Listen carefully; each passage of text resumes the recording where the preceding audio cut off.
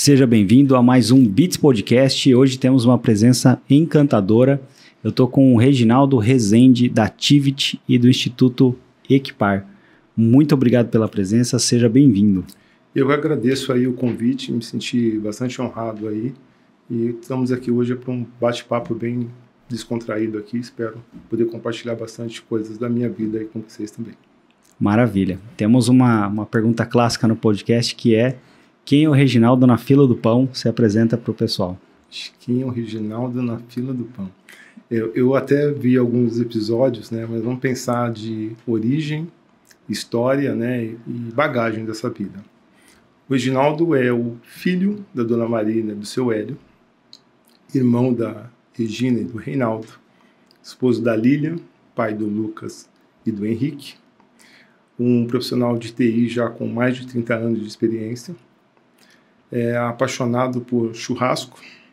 Isso é uma coisa que, se me convidar, eu vou, é uma coisa que faz parte da minha vida. E também sempre pensando na questão de contribuição com o próximo. Eu fui bastante ajudado e apoiado no início da minha carreira. Então, para mim, essa questão de apoio ao próximo é muito forte. Então, por isso, a questão até do Instituto Equipar. Então, eu podemos dizer que esse é o Reginaldo na fila do pão. E uma pessoa que teme a Deus, poucos amigos, mas poucos e bons amigos. Que legal. E o Reginaldo nasceu onde? Sou de Andradina, interior de São Paulo, distante aí 650 quilômetros da capital, a noroeste, já quase divisa com Mato Grosso do Sul. É lá do rei do gado? Rei do gado, a terra do rei do gado. Pô, bem famosa, legal. Tem a música e tudo mais, mas é de lá mesmo que minha origem. E além da música, tem algo de referência lá para essa música que é, sei lá, é uma das que mais levaram o nome de Andradina? Na verdade, agora, Andradina está entrando numa etapa de exploração também da questão turística também. É de lá um dos maiores parques aquáticos da América Latina, né? Na região noroeste, que é o Aqualinda. Então, é uma atividade nova na cidade, muito focada na parte de agronegócio, mas agora com uma vertente muito forte também para a parte de turismo. Esse parque existe desde quando? Sabe dizer? Há cerca de 2 anos. Ah, é bem novo. Bem né? novo. Tinha em Olímpia, né? Tem o Termas, né? O Termas dos Laranjais, né? Isso, mas a Andradina está indo nessa mesma linha, né? Com a questão também hoteleira, então turismo muito forte. Mas o forte agora da cidade é exatamente o braço de turismo. Que legal. E aí, hoje você vive onde? Eu vivo em São Paulo, capital, região sul, na região de Campo Limpo. E já vivo em São Paulo, vim de Andradina para São Paulo com 6 anos de idade. Caramba, veio cedo. Vim bem cedo, mas já morei, né? Tanto não só em São Paulo, mas já morei no Rio, Porto Alegre. Voltei para o Rio de novo, voltei para São Paulo e em São Paulo já estou há 13 anos. Bacana. E você nem fala porta mais? Não, porta já não dá. Quando a gente vai para Andradina, dá uma arrastadazinha, mas agora não mais. Legal. E onde que você começou a sua vida estudando? Como é que foi ali a sua infância?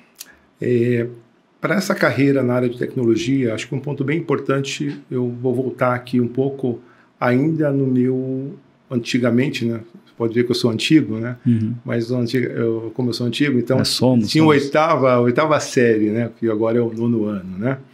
Mas eu teve uma ONG apoiada pela USP, e essa ONG fez um trabalho de pesquisa junto com jovens de teste de aptidão.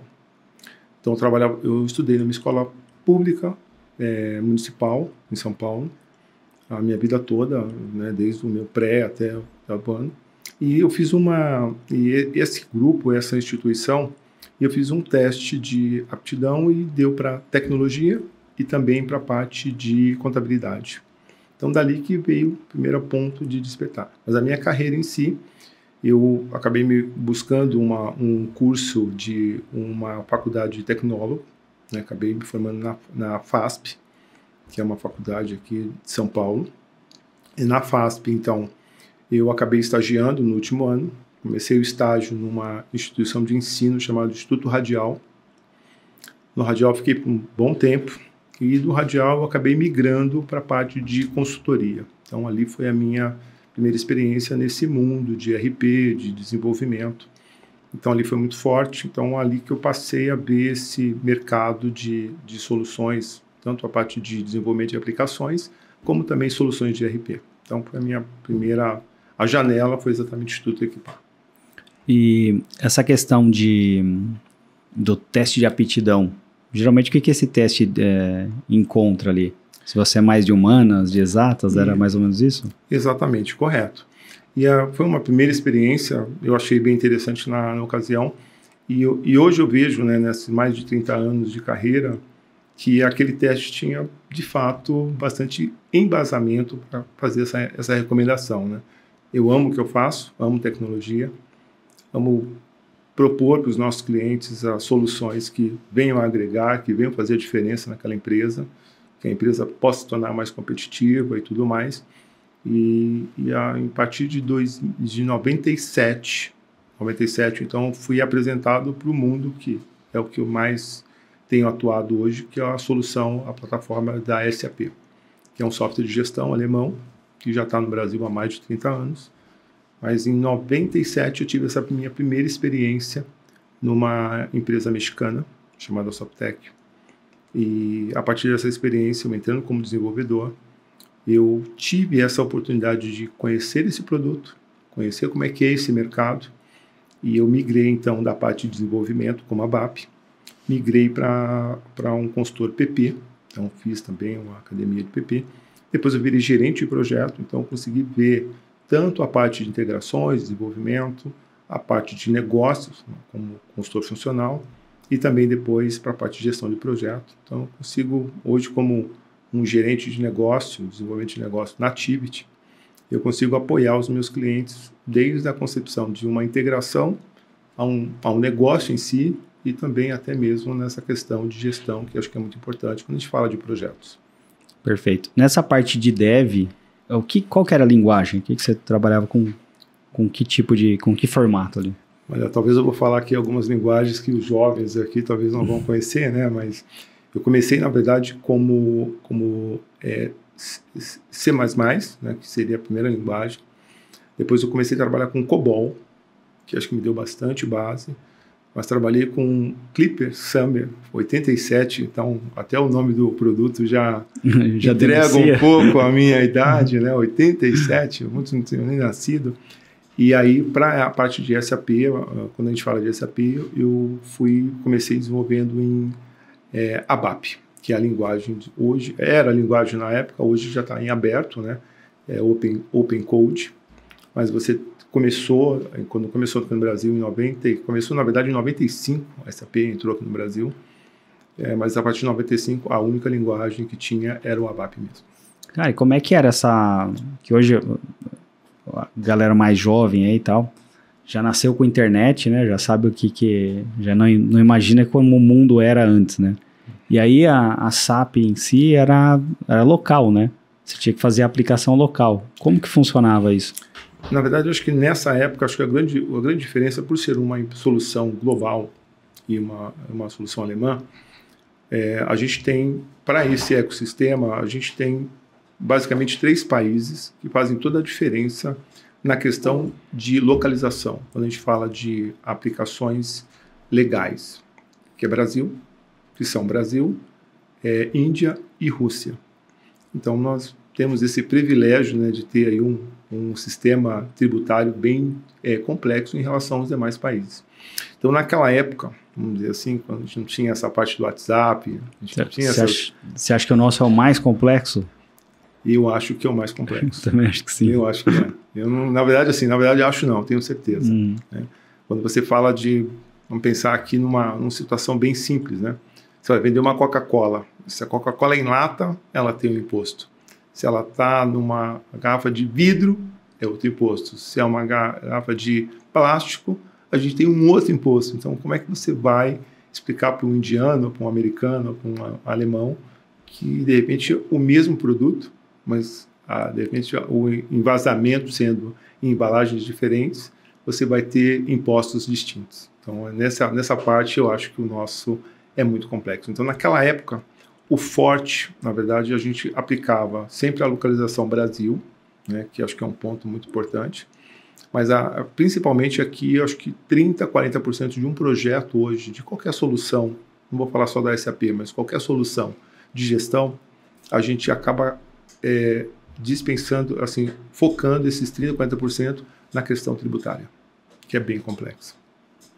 Não é só a tecnologia, né? Acho que a tecnologia vem só para emoldurar essa complexidade, né, do cenário. Sim. E a gente vem de uma jornada, né, pensando, como eu cheguei ainda no SAP R3, né, eu estava quase finalizando ali o R2, né, mas quando a gente vem da versão do R3, depois 4.0, 5.0, 6.0, aí a SAP agora, a SAP agora, ela está indo numa linha que ela deixa de ser uma empresa de ERP, mas na verdade ela acaba sendo uma empresa de infraestrutura, de solução, uma plataforma de nuvem, né? Ou seja, ela acaba embarcando como SaaS, tanto a parte de serviço, da parte de gestão, a parte de gestão de pessoas e tudo mais, e ainda incluso a parte de, como IaaS, uma solução que você entrega a parte de segurança, banco de dados, infraestrutura e a solução de ERP. Então, ela acaba fazendo um combo completo.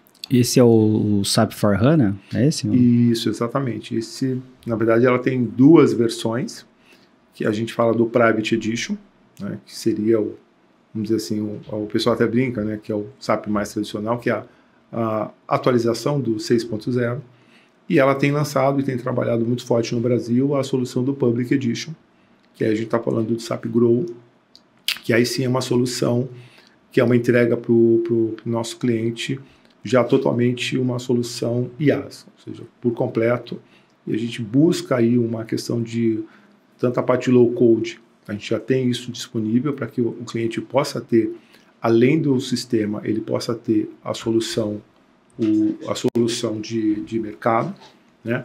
E a gente tem também o cliente não precisa se preocupar com a parte de infraestrutura, com segurança, então ele acaba focando mais no seu negócio do que pensando numa solução de uma equipe muito forte, uma equipe muito grande para manter uma solução robusta como a SAP. E esse que é o online, que eles chamam de sapinho? Ou não? Não tem nada a ver? Tem um sapinho aí no mercado que a gente chama que é o SAP Business One. Também. O One.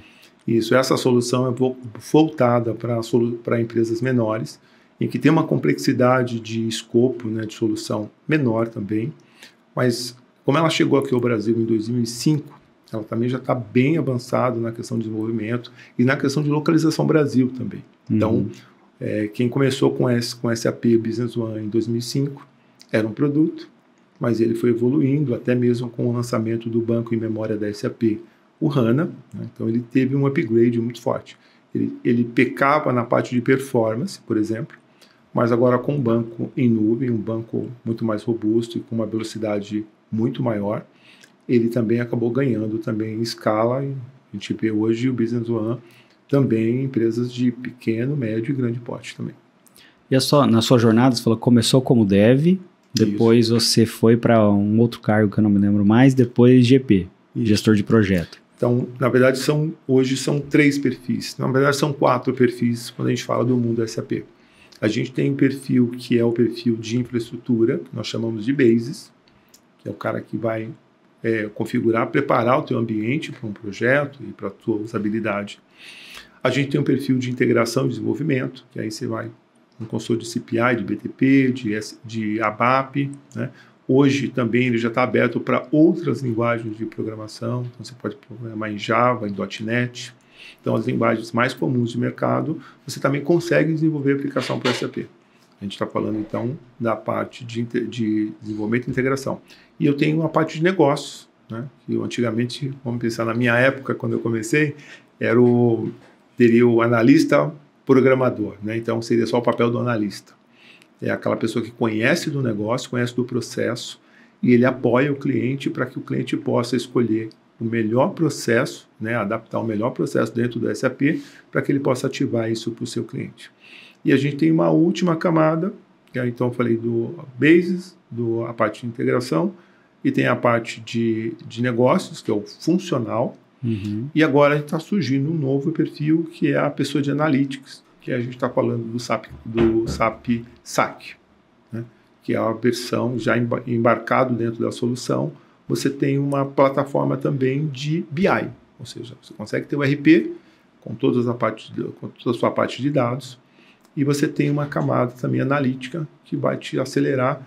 E agora, nessa última versão da SAP, ela também já vem com uma camada de inteligência artificial generativa, que é a Joule, que é uma plataforma de IA, que ela já está totalmente responsiva dentro do RP, então ela consegue extrair, ter uma experiência melhor para o teu usuário final, como ele pode exportar, extrair informações do teu RP, e a Joule faz exatamente essa camada, como se fosse um chat GPT. Você pode perguntar, por exemplo, quais são os meus principais 5 fornecedores, o que eu tenho o maior custo hoje dentro da minha unidade. Então, você consegue estar explorando a tua solução para isso. Caramba, que legal, né? Ele traz a parte de BI, é tipo um Power BI ali, um Data Studio, um Locker, né, do Google. É e mais ou menos isso? Isso, ele tem tanto essa camada de Analytics, né, que seria um Power BI, mas ele também tem uma camada de outras soluções de mercado, que seria aí toda a parte de Big Data também. Toda a parte de você explorar dados, fazer essa parte de conversão também. Então você tem não é só uma ferramenta para você gerar os seus KPIs ou os seus relatórios, né? Mas com DataSphere você consegue fazer até mais, ou seja, fazer toda uma parte de Big Data, Data Lake, né? Onde você tem todo um repositório de dados, de informações, e a partir daquele repositório você consegue trabalhar de diversas formas. Hoje em dia eu vejo, né? A gente tem um mundo muito delicado na questão de informação, de situações. Então, a cada dia mais as empresas têm que estar mais preparadas para que uma tomada de decisão seja o mais rápido possível. Né? Uma tomada de decisão daqui a 30 dias, por exemplo, talvez o seu negócio sobreviva. Né? Então, quanto mais rápido você tem essa informação e você tem uma camada de data lake com todos os seus dados, você pegando dados de fora, né? De sistemas legados também, ou do mercado até, você buscar informações da bolsa ou na questão de dólar, pegar moedas e tomar parte de conversões, ou seja, você tem uma informação e uma resposta muito mais imediata. E quando a gente fala da solução da SAP, você tem em tempo real, né? Não é real time. Que legal. E aí, saindo do universo SAP, o que você foi fazer da vida depois? Eu já fiz uma experiência falando de universo SAP, tive uma experiência de 6 meses com Microsoft também, que também tem um RP, né, que é o Dynamics, que é uma solução também que já está no Brasil há bastante tempo. Mas foi uma experiência de 6 meses e eu acabei migrando de volta aí para o mundo SAP. Né. Mas falando fora, né, o Reginaldo CPF, né, tirando o crachá, eu tenho hoje, eu tenho uma experiência, eu já tive uma experiência há 30 anos, que foi o primeiro instituto que eu acabei criando, que foi a Softec Solidária, né, foi a primeira empresa que eu entrei nesse mundo de SAP, e foi uma experiência bem interessante, né, porque foi aniversário de 1 ano do meu primeiro filho, e naquela época a gente tinha essa questão de fazer muita coisa, né, primeiro ano, primeiro filho, e acabou sobrando muita coisa. E eu, indo para casa no horário de almoço da empresa para minha casa, eu passei por uma creche ali na Vila Andrade. E nessa creche eu presenciei crianças comendo só farinha. Eles estavam ali, eram 3 crianças pequenas, e eles estavam comendo uma espécie de farinha. Aquilo acabou mexendo bastante comigo, e eu parei, né, nesse local e perguntei para a administradora se ela aceitava, por exemplo, receber, né, salgadinhos. Isso era segunda-feira, o aniversário do meu filho foi no domingo, né? E ela falou que não tinha problema, ela aceitaria. Então fui para minha casa, almocei e já voltei na sequência, levando. E aí essa experiência foi bem interessante, porque a felicidade das crianças de receberem, né, salgadinho, docinho e tudo mais. E eu cheguei na empresa muito incomodado com isso. Eu cheguei, era uma empresa... A parte de tecnologia não é um mercado que paga tão mal, tem salários, né, razoáveis. E eu cheguei para o antigo presidente da empresa, que é o Francisco Gueiro. Eu falei, Gueiro, poxa, eu passei por uma situação agora e, poxa, o que a gente poderia fazer como empresa, como pessoas, como grupo, para que a gente pudesse fazer a diferença também para essas crianças. E ali a gente falou, poxa, boa ideia. Então, por que você está interessado nesse tema? Então, você vai encabeçar isso e me passa um projeto para que a gente possa, como empresa, ajudar. E ali começou, né, embrionário, nasceu a Softec Solidária. Só para você ter uma ideia, hoje ocorre, depois desse evento, a gente acabou adotando aí, pelo menos na minha gestão, né, mais de 10 instituições, e a gente fazia um trabalho que eu não adotava essa instituição por um período muito grande. A gente adotava por 2 anos. Então, por 2 anos, a gente, usando os nossos consultores, os nossos recursos, e usando também parceiros de negócio, a gente apoiava instituições para que elas pudessem ter uma independência financeira. Então, esse foi o nosso principal foco. Que legal. Foi bem legal isso. E aí, com isso, a gente tinha esse período de 2 anos e a gente adotava outras instituições. Só que nesse processo a gente criou um dia, um marco, né, que aí a gente executava esse Make a Difference Day, que era uma ação voluntária, que a gente ia, pintava, reformava em um dia. Então a gente movimentava Brasil e mais 12 países. Então isso foi uma coisa bem interessante. A Softec Solidária existe até hoje. E acho que um dos pontos que eu acho crucial é que quando a gente começou a criar como um instituto mesmo, uma organização, eu sempre mencionei muito que talvez daqui a 25 anos, talvez as pessoas não lembrassem do Reginaldo, mas elas deveriam lembrar da Softec Solidária. E a Softec Solidária está firme, forte, ela atua até hoje. E com essa veia da questão de terceiro setor, eu sou membro de uma igreja evangélica batista aqui em São Paulo também, e lá também a gente tinha essa preocupação de fazer uma quebra de ciclos, vamos dizer assim, viciosos, né? Então o nosso foco é trabalhar com jovens periféricos, para que a gente possa capacitar esses jovens para o mercado de trabalho, e também pensando num trabalho que até na nossa pesquisa com o nosso público-alvo ao entorno da nossa igreja, seria a questão de mães solos. Então, a gente também tem algumas ações voltadas para também capacitar essas mulheres que são guerreiras, né? E muitas vezes são pães, né? Que faz o papel de mãe e pai.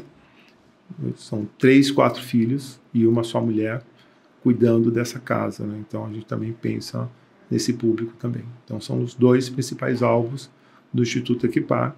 São jovens, para que eles possam ter uma perspectiva. E eu falo que a questão da perspectiva é algo muito forte, Adriano, quando a gente está falando com jovens, principalmente. Eu fui um jovem que eu tive a oportunidade também por este instituto que passou na minha escola, que mudou a minha perspectiva de vida. Né? Eu tive um professor de educação física, lembro até hoje, o professor Augusto. Então, pessoas que marcam a nossa vida são pessoas que a gente não esquece, né? E eu lembro até hoje o professor Augusto falou assim, cara, você tem capacidade de passar num teste de um clube grande. Eu jogava numa escola municipal. Então, futebol? Não, o meu joelho não me permite, né? Apesar que eu joguei voleibol. Vôlei. E eu passei no Banespa, né? A gente fez uma peneira, foi uma peneira com quase 1000 jovens. E desse grupo de 1000, eles iam selecionar 12 jovens para montar o time do Banespa naquele ano. E eu tive uma pessoa do meu lado que falou, cara, você pode, você é capaz, né? E aquela visão do clube, né, de participar dessa experiência. Eu lembro até hoje quando ficaram 15 jovens. E para mim já estava assim, super divertido, porque eu ia lá, tinha um misto quente, tinha uma tubaína refrigerante toda vez que eu ia fazer a peneira. Mas para mim foi bem interessante e desde o começo ele acompanhou a gente em todo esse processo. E ele falava, não, gente, amanhã vocês vão passar, né, esse pensamento positivo.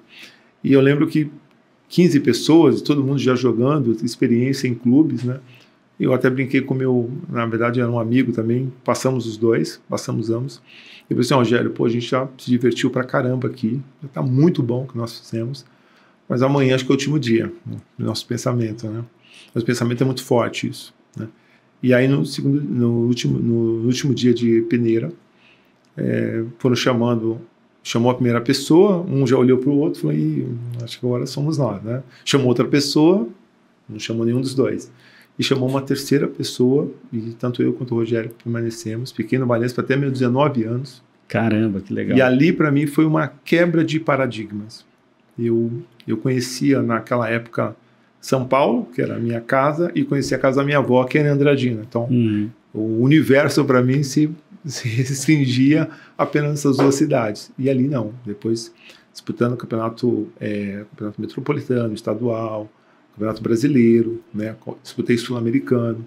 E ali eu tive uma experiência de ver que o mundo é muito mais daquilo que eu me enxergava, né?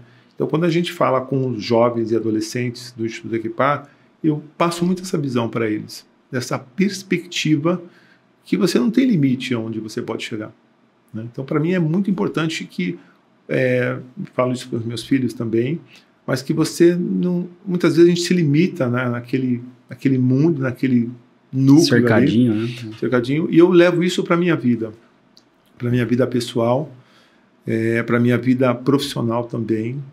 Eu sou um profissional também, que voltando para o profissional, né, mas só fazendo um adendo aqui, eu não vejo limites, eu acho que a gente pode muito mais sempre, a gente sempre pode se superar, né?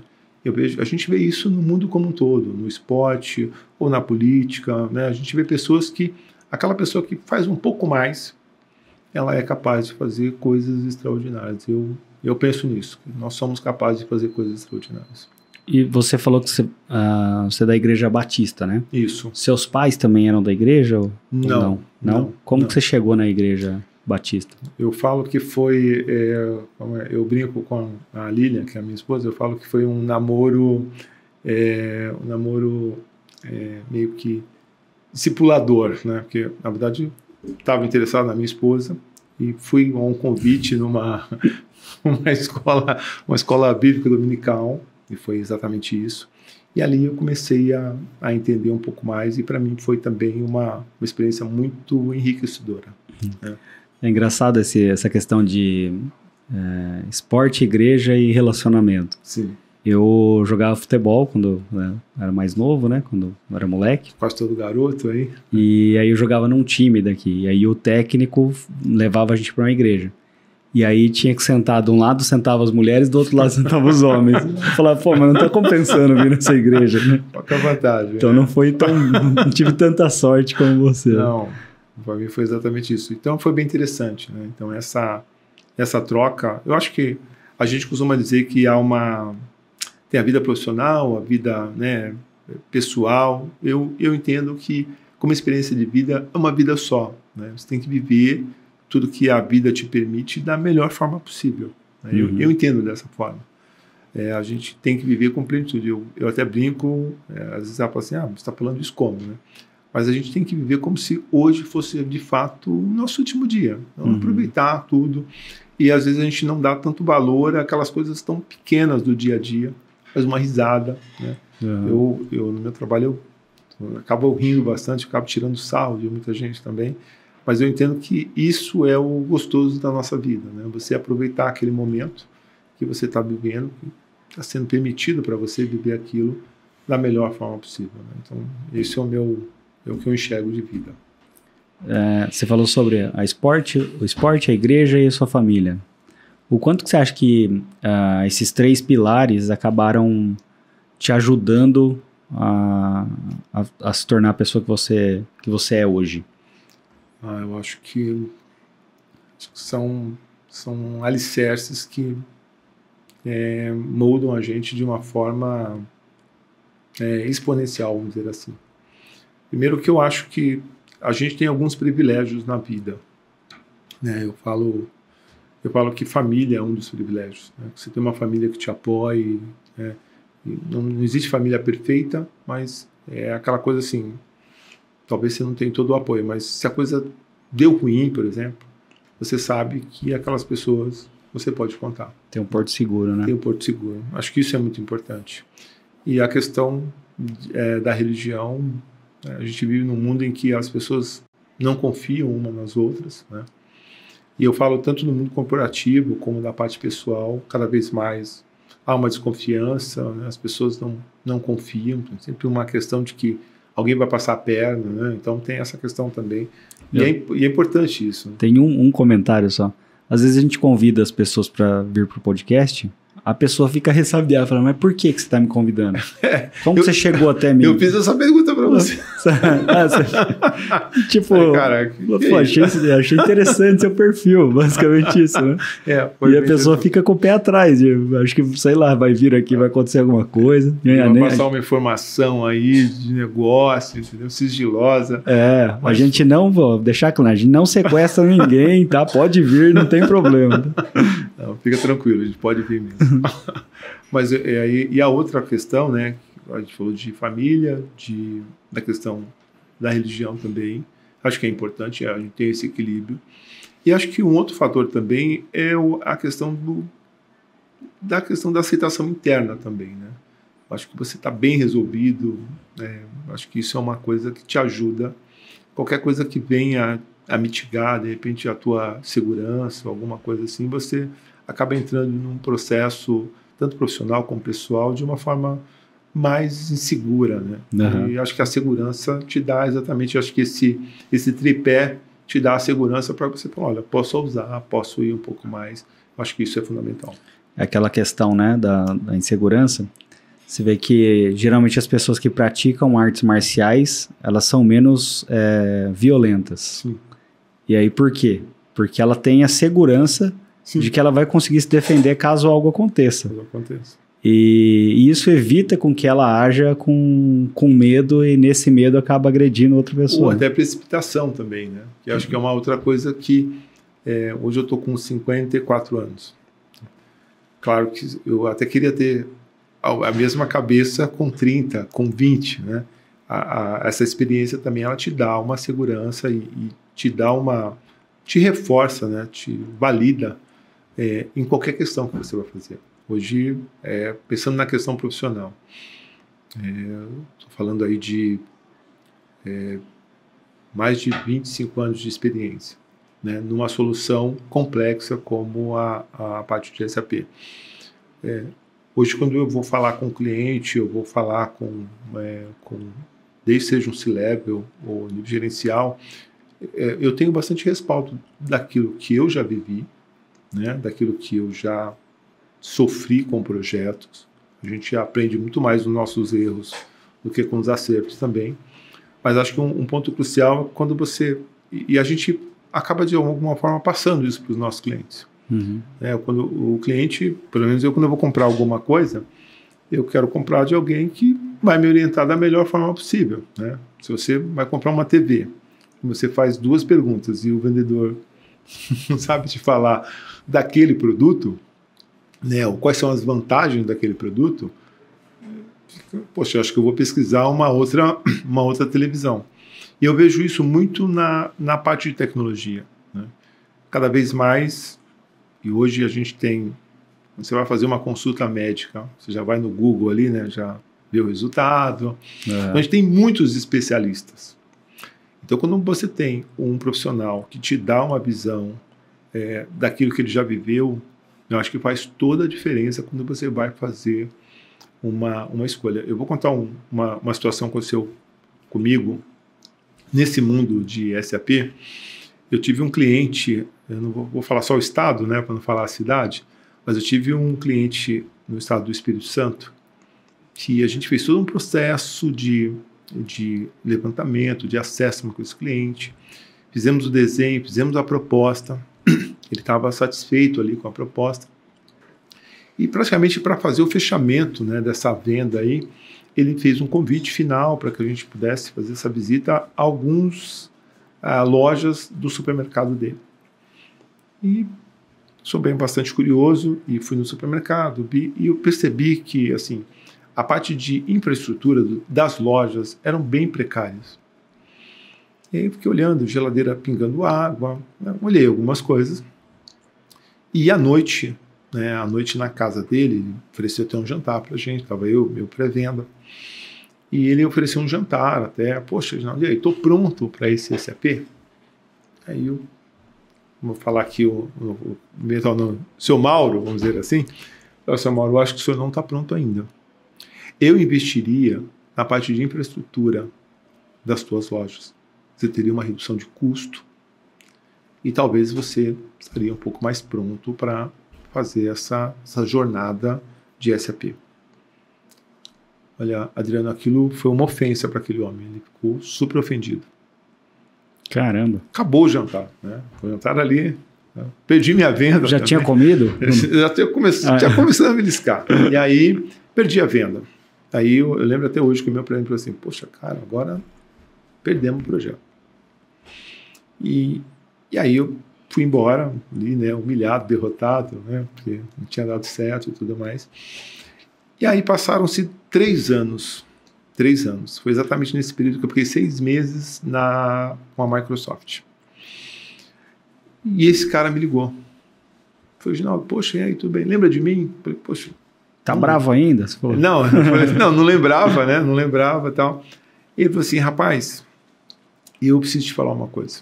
Aquele dia você foi na minha casa, eu fiquei muito ofendido com o que você me falou, fiquei bravo mesmo. Depois a minha esposa falou, poxa vida, mas eu já falei isso para você. O rapaz veio aqui, não empurrou o produto para você, não foi uma venda forçada, ele te falou coisas que eu já falei para você fazer. Pô, custa você ouvir o rapaz? E aí eu fiz isso, Reginaldo, eu acabei fazendo esse tipo de coisa e agora eu acho que eu estou pronto. Então, eu costumo brincar, não, mas é sério, né? Mas eu costumo falar com meus clientes que a melhor venda não é a primeira. A melhor venda é a segunda. Quando você vendeu, o cliente está satisfeito, né? O cliente está satisfeito com o seu serviço, com o produto, e ele vai comprar mais. Uhum. Então, acho que talvez o grande desafio, né, quando a gente fala de tecnologia, é a gente fazer aquela venda que o cliente, ele tem a sensação que foi um bom negócio. Quando ele sai com essa sensação, eu vejo que ele ganha com isso, né? Você ganha com o cliente, você ganha confiança, ganha escala, porque o que você for falar nos próximos processos desse cliente, você vai ter respaldo pelo aquilo que você fez. Então, no meu caso, quando a gente fala de solução, a gente fala de solução de tecnologia, e eu vejo que a tecnologia hoje,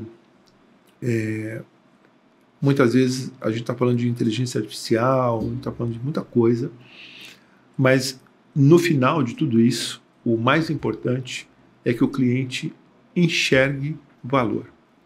Quando o cliente não enxerga valor, para o cliente foi só um investimento alto, né, que não agregou, né, não fez a diferença. Uhum. Assim como a gente fala da diferença para os jovens, quando a gente fala de negócio, o cliente também ele tem que enxergar que ele ganhou alguma coisa. Porque um bom negócio, ele é ótimo quando ele é bom para a Tivit, quando ele é bom para o cliente, quando ele é bom para a SAP, quando ele é bom para todo mundo. Quando o negócio é bom para uma parte apenas, restringe é bom para a SAP, ou é só bom para a Tivit, ou é só bom para o cliente, não é um bom negócio. Né? Então eu entendo que nessa relação comercial é fundamental que você tenha essa questão de ganho plural, ou seja, um ganho que todo mundo tenha e saia com uma certa vantagem. Né? Então eu prezo muito isso para os clientes. Tem aquele negócio, né? Quando você está vendendo 3 principais fatores ali, né? Ou você vende crescimento, ou você vende mitigação de risco, ou você vende redução de custo. Sim. Então, se você vende alguma coisa, provavelmente no B2B, então, você está vendendo alguma coisa, um desses 3 itens. E o goal para o cliente tem que ficar muito claro. Que o goal, que nem no nosso caso aqui, que é de growth marketing, de branding, o goal para o cliente é aumentar o faturamento. Vendeu mais, começou a vender mais, está funcionando. Não está vendendo mais, está dando errado. Alguma coisa a gente tem que mudar. E é muito rápido isso, né? E é muito rápido. Você tem que entender rápido o que está acontecendo. É até complexo, assim, eu vejo que você pega em algumas CLT, o cara tem 3 meses de teste ali, né? Pelo menos garantido 3 meses. 45 mais 45, né? Você pega a consultoria de marketing, não tem esses 3 meses de teste, né? Não. Ou você faz acontecer ali no primeiro, no segundo mês no máximo, ou você tá fora, né? Então, você tem que entender, acho que tanto você entender quanto o cliente entender aquilo que está sendo negociado. E aí, para ter o ganho de ambas as partes, né? E aí você me deu um gancho aí, Adriano, para uma coisa muito importante, né? Conhecer o seu cliente. Quando você fala que você tem uma solução que é líder de mercado, quando você fala que você tem uma solução completa, que vai desde do CFO, que vai atender desde o CFO até o chão de fábrica, até a pessoal de auditoria, vai atender o pessoal de gestão de processos ou gestão de pessoas. Quando você tem uma plataforma que também tem uma camada de integração como o SAP, quando a gente fala do BTP, quando você fala de algo tão robusto, vamos pensar assim, todo mundo tem que chegar a valor nisso. Eu costumo dizer que o meu produto é o produto mais caro. Mas o quanto o meu cliente ganha por ter esse produto, que ele vai ter um investimento maior. Então, aí você vai pensar, eu vou falar de um cliente recente agora, que a gente fez um mapeamento de todos os contratos atuais daquele cliente.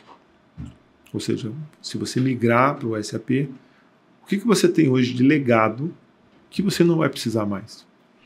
E a gente está falando de uma redução de contratos só desse cliente de 38 milhões por ano. Isso já paga qualquer projeto. Então, quando você tem numa única solução, né, numa única ferramenta, o ganho para que você possa escalar tendo uma empresa, vamos pensar em grupos. Hoje eu tenho um grupo, a minha empresa é focada em serviço, mas amanhã eu vou focar em manufatura. Mas amanhã eu vou pensar na questão de varejo. Amanhã eu quero ir para o digital, ou seja, tanto para o físico quanto para o digital. Tudo isso eu tenho já com uma única solução. Então, quando a gente fala eu penso assim, né? Tem empresas que já estão fazendo um planejamento de 10 anos. Tem empresas que estão limitando hoje o planejamento a 3 anos. Porque na velocidade que a gente está no mercado, quando a gente surge um tarifaço da vida aí, por exemplo, né? Ou seja, que você tem, e é um mercado tão sensível, né? Quando você vê, tem alguns segmentos que essa restrição do tarifaço já aqueceu alguns segmentos aqui no Brasil em 30%, 40%. Porque antes se importava da China, agora estão buscando o Brasil como alternativa. Uhum. Como empresa, se eu não estou preparado para isso, o que eu faço? E aí, quando você tem a questão de escala, quando você oferece uma solução totalmente como IaaS, em que hoje você tem uma empresa, amanhã você pode ter 8 empresas, e você tem essa escala, essa questão de flexibilidade, tanto de infraestrutura ou mesmo de solução.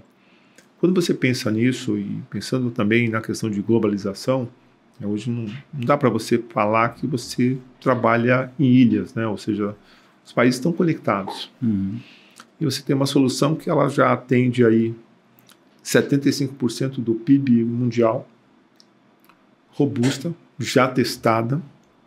Quando você fala que você tem uma solução que multilíngua, multimoeda, ou seja, numa única ferramenta em que você tem que fazer novos desenvolvimentos para isso, eu acho que a empresa, conforme o porte e a sua estrutura, isso faz toda a diferença, né? Ou seja, você está falando de uma escala que, pensando aqui de investimento, né, você sabe que aquele investimento, daqui a 5 anos, você não vai ter que fazer um novo investimento em relação àquilo. Você tem uma ferramenta que ela te dá todo o respaldo para você crescer, ou até, se necessário, você enxugar a tua estrutura da mesma forma. Então, acho que isso faz toda a diferença. E sabe uma coisa que eu acho interessante também? Assim, a gente, no começo, eu tentava inventar tudo. Então, tinha algum processo de recursos humanos. Não, vamos inventar aqui. Aí inventava, começa por aqui, sai por ali e tal. E aí a gente virou parceiro de uma ferramenta de automação de marketing, que é o RD Station, que virou, a TOTS comprou, tal, há pouco tempo, super conhecida.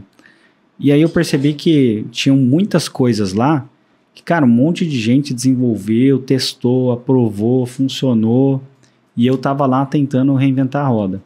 Aí eu falei, opa, faz mais sentido usar isso para eu aprender um caminho novo do que eu tentar ficar reinventando. A partir daí, tinha ferramenta de, sei lá o que, de RH. Falei, não, vamos comprar. Comprava, cara, e o ganho assim de aprendizado foi gigantesco, com as ferramentas que já estavam ali, com metodologia, já estava com tudo isso pronto. E o SAP, como é algo que é um ERP que engloba todas as áreas da empresa, eu acho que ela tira a empresa daquele eu acho, talvez assim funcione, para tipo, essas aqui são as melhores práticas do mercado, né?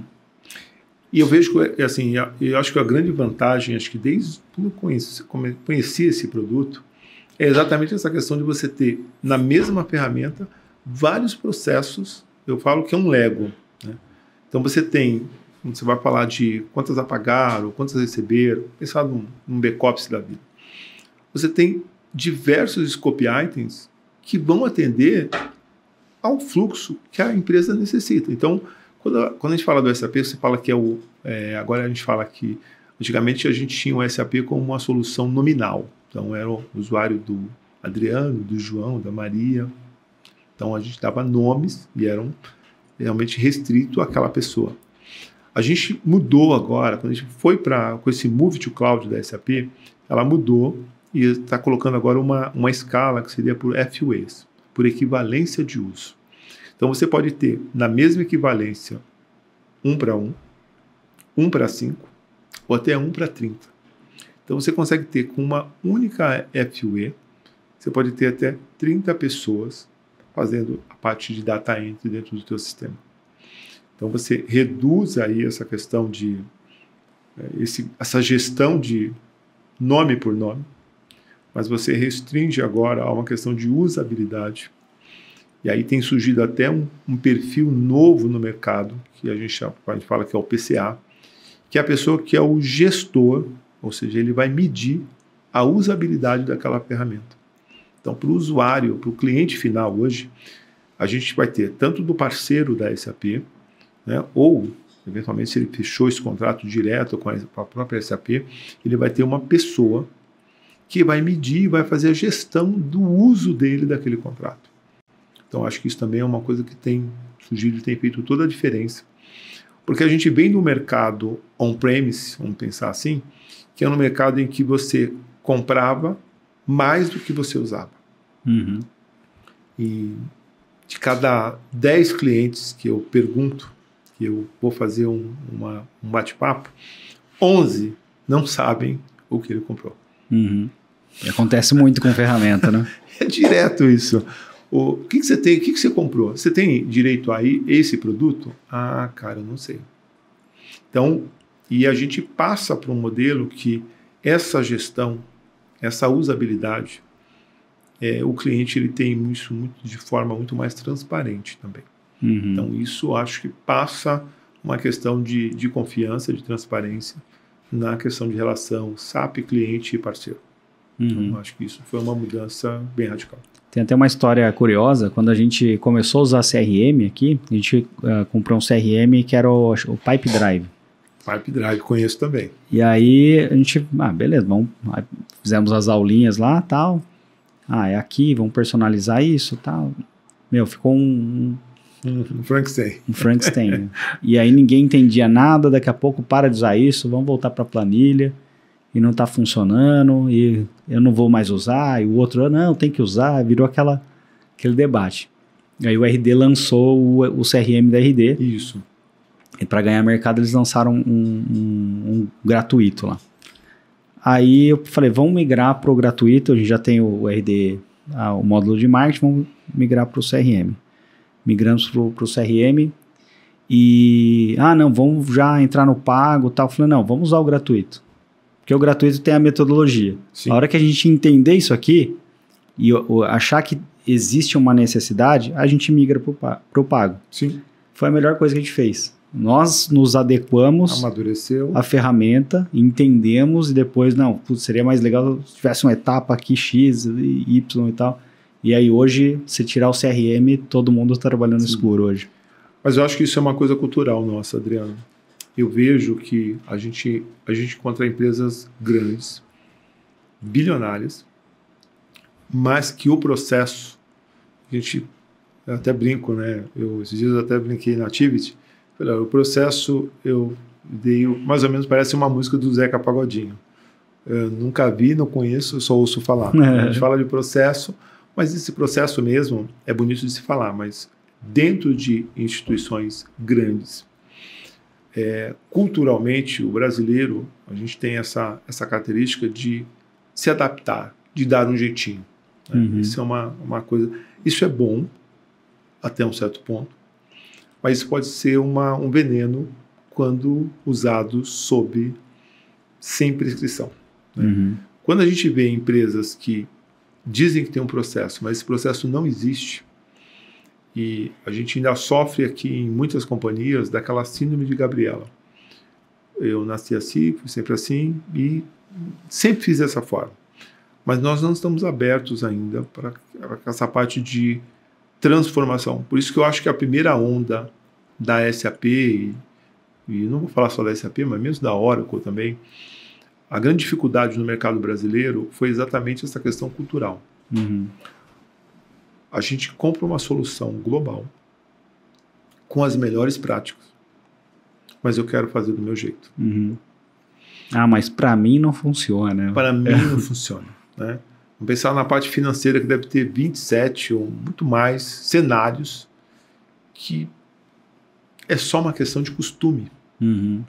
Então, acho que hoje o grande choque, quando a gente fala de uma oferta da SAP para uma oferta como IaaS, é de fato as empresas abrirem mão. E é engraçado que assim, todo começo de processo com as empresas, o que a gente mais ouve do cliente é: não, cara, eu quero o mais standard possível. Agora a gente começa a reunião, o cliente falando isso. Mas só quando a gente chega na página 2, não é tão standard assim. Mas olha, isso aqui poderia fazer dessa forma. Então, eu entendo assim, são mais de 400 mil clientes no mundo. Você tem uma solução testada, experimentada em mais de 178 países. O que no mundo inteiro está sendo feito hoje que eu faço de uma forma diferente e só eu faço? Quando a gente fala de pagar, receber, fazer a gestão financeira, fluxo de caixa, qual que é a grande diferença? Contratar, demitir. Contratar, demitir. Gestão de estoque. Não tem. Né? E aí onde a gente vem a questão da maturidade, e eu vejo, a gente fala bastante que assim, a solução da SAP não é uma solução que se vende em nível gerencial.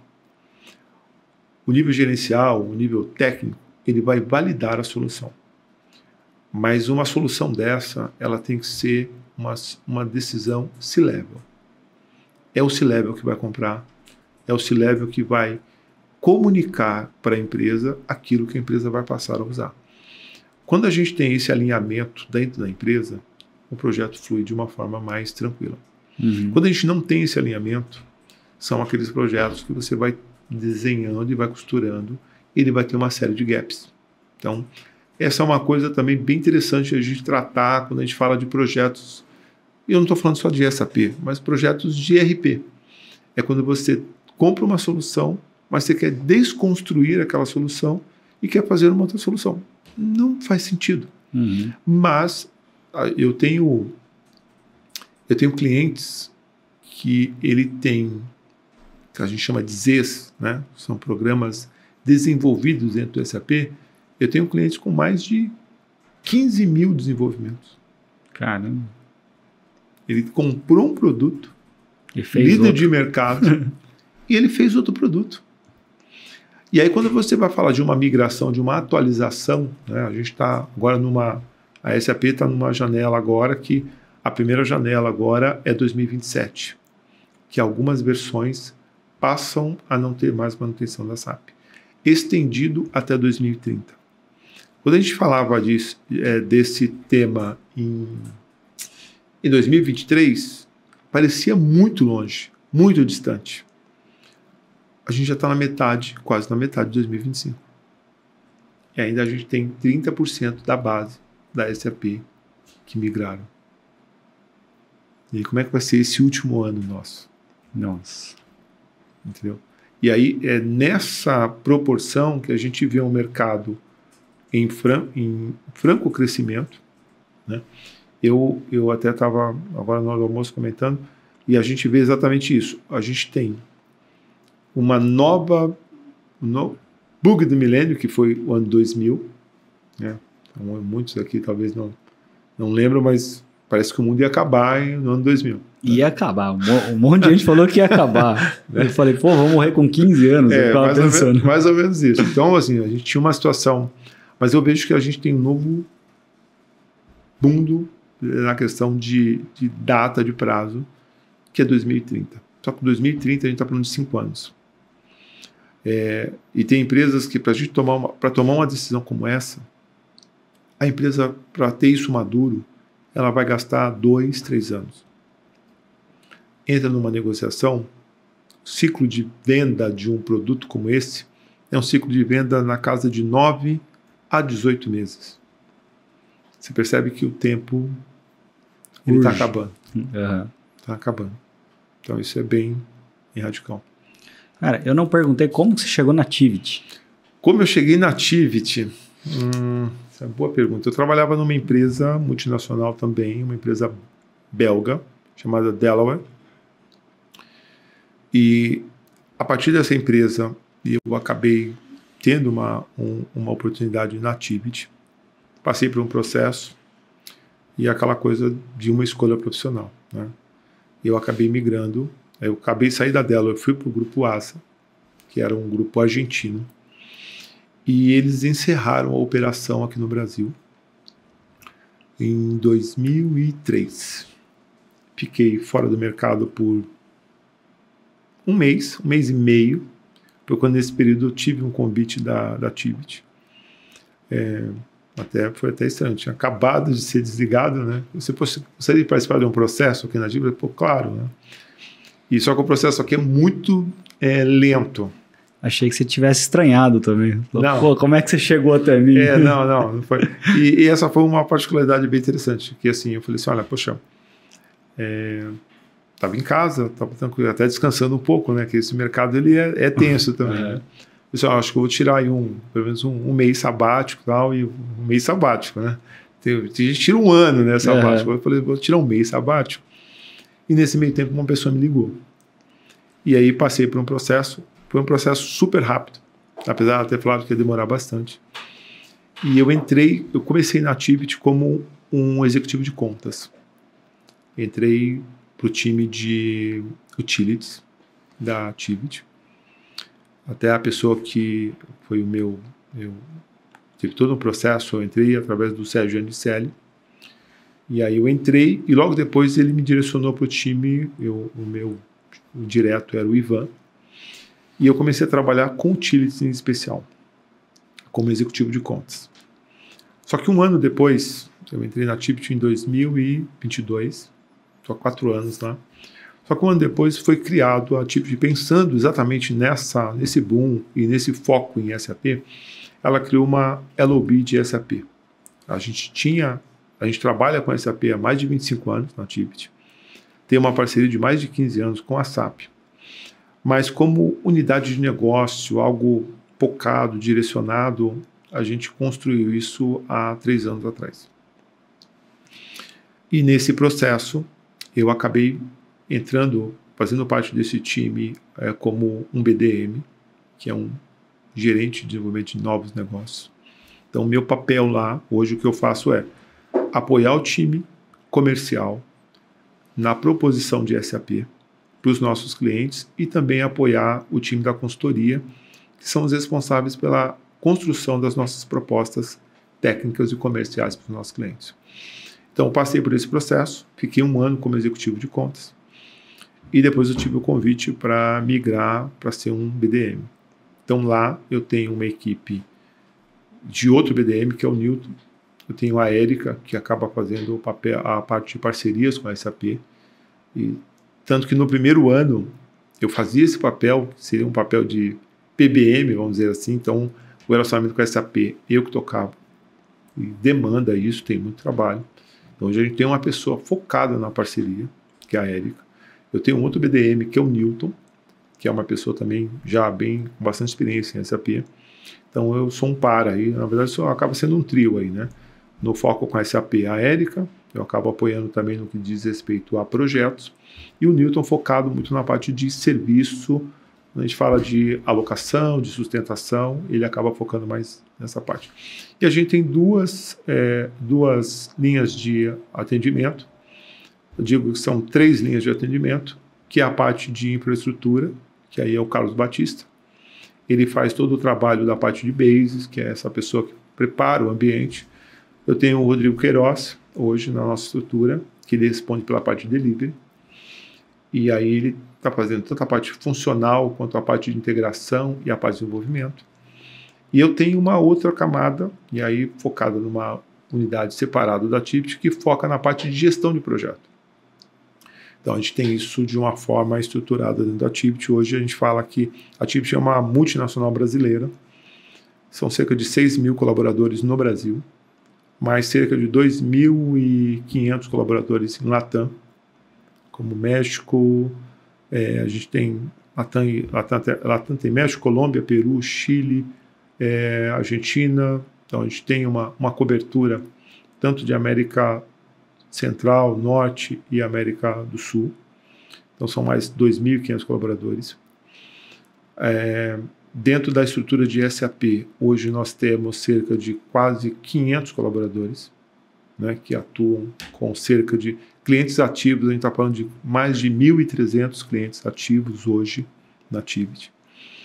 E para o mercado de SAP hoje, focados em SAP, estão bilando conosco, né, estão sendo faturados em torno de 80 clientes. Caramba, é gente, né? Tem gente. Muita gente. E como que funciona a estrutura por unidade de negócio? Existe ali, basicamente, o chefe da lojinha e ele desenvolve as equipes? Como que funciona? Como é que funciona? A gente tem, vamos pensar em estrutura como empresa, não só como lobby, né? A gente tem 3 diretores comerciais. Então, o Valmir cuida da parte de oil and gas, basicamente.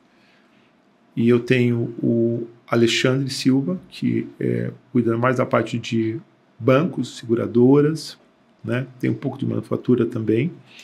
E a gente tem o Rafael Brandão, que aí a gente fala, tanto o Valmir quanto o Alexandre são base instalada. E a gente tem o papel do Brandão, Rafael Brandão, que aí ele fala de novos, e ele é cross. Né? Então essa seria a nossa estrutura comercial. Tem todo um back-office para a parte de gestão de pessoas, Tatiana cuida da parte de gestão, Silvio na parte financeira, mas pegando aqui na nossa frente de SAP, a gente tem um head hoje, que é o Sérgio Anicelli, e ele tem vamos dizer assim, essa estrutura dele tá.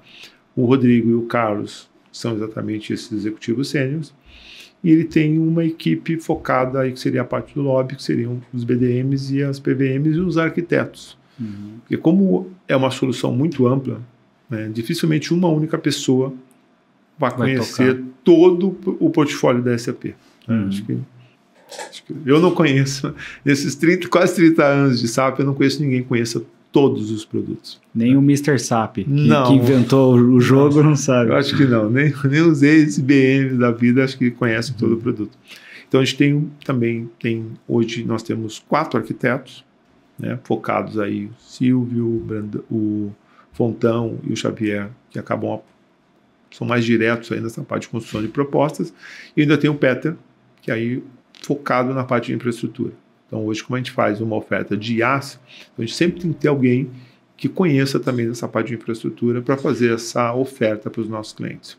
E aí, quando a gente fala para os nossos clientes, é uma oferta tanto de Private Edition, que é a gente vai ouvir no mercado, que é o Rise, a versão Rise, ou a versão Public Edition, que é a gente está falando do Grow. Então, para essas duas vertentes, a gente tem esse time que suporta aí praticamente todas as demandas hoje da Tivit. E a Tivit, dentro do portfólio de vendas dela, eu vi que tem a parte de BI, tem a parte de Agile, tem a parte de implantação de RP. O que mais que tem dentro do portfólio de serviços ali da Tivit e soluções? Basicamente, está falando de 4 torres. A torre de cloud, que eu falo que onde nós nascemos, eu até brinco que muitas vezes com o cliente falo assim, uma empresa de lata, a gente nasceu de um data center. Né? Uhum. Então, essa parte de infraestrutura é muito forte. Talvez seja o nosso... Hoje representa cerca de 50% do faturamento, ainda é oriundo exatamente dessa frente de infraestrutura. A gente tem um data center em São Paulo, uma replicação também em São Paulo e tem outro data center no Rio de Janeiro. Nosso data center é Tier 3, é um data center de nível de segurança de primeiro mundo mesmo. Então, essa é a unidade de cloud, que eu acho que é a maior unidade hoje. A gente tem a unidade de digital, aí pensando em toda essa parte de Agile, desenvolvimento, de Scrum, tudo que envolve a parte de transformação digital, envolve desenvolvimento, envolve automação, envolve inteligência artificial, a gente está falando que está dentro de digital. Tá? E aí tem uma terceira, que seria o time de cyber. Também acho que talvez seja o time que mais cresceu esses últimos 3 anos na Tivit. Até por uma questão que o Brasil é o país que nós temos... Mestre, né? Nós temos, acho que, o mestre da golpe. Então, a questão de segurança ela é muito importante. Acho que o Brasil é o país que mais tem tentativas de invasão no mundo. Né? Então, a gente tem um time também muito focado nisso. E a quarta linha de negócio é a linha de SAP, que hoje a gente está com Enterprise. A gente está com SAP também, mas a parte de CRM, a gente está falando do Salesforce e também o CRM da Microsoft também. Que é o Dynamics? Dynamics. Então, a gente tem hoje, a gente está abrindo talvez para outras soluções também, mas a ideia é que seja uma linha de negócio. Era SAP, só SAP até o ano passado, mas tivemos aí, eu até brinco, né? Toda vez que o Sérgio fala, poxa vida, mas tem também essa oportunidade. Eu falei, não, Sérgio, o meu foco é tem que pagar o leite das crianças. Então, o meu foco é sempre SAP mesmo. Legal. Mas a gente está com essa estrutura hoje. Perfeito. Pô, Reginaldo, foi uma aula, principalmente de SAP, de filantropia. Poxa. Obrigado pela participação. Para finalizar, eu queria que você deixasse seus contatos. Como que faz para as pessoas se conectarem com você? Bom, os contatos tem pelas redes sociais, né? Pela parte do LinkedIn, que eu acho que na verdade hoje é a rede que eu mais acabo atuando. Então, Reginaldo Silva, no LinkedIn, exatamente com esse nome. Mas também tem meu contato também, telefone pessoal. Então, eu até deixo aqui também, que é o 011, né? 99195-2872. Tanto para a parte de, quando a gente fala de soluções de SAP, podem me procurar, como também para a parte do Instituto Equipar. Também estou aberto aí para contatos. Perfeito. Muito obrigado mais uma vez pela presença. Vou finalizar pedindo para as pessoas se inscreverem aqui no canal, que muita gente assiste os vídeos, mas acaba não se inscrevendo. Se inscreve aí que nos ajuda. Siga também a Bits nos outros canais. A gente está com o bits.digital, Instagram, LinkedIn, em todo lugar. E me segue também, eu sou o Adriano Klump. O Klump é difícil, vou soletrar. K-L-U-M de Maria, P de Pato, P de Pato. É isso aí, galera. Muito obrigado. Até a próxima e valeu. Eu que agradeço. Valeu, Adriano.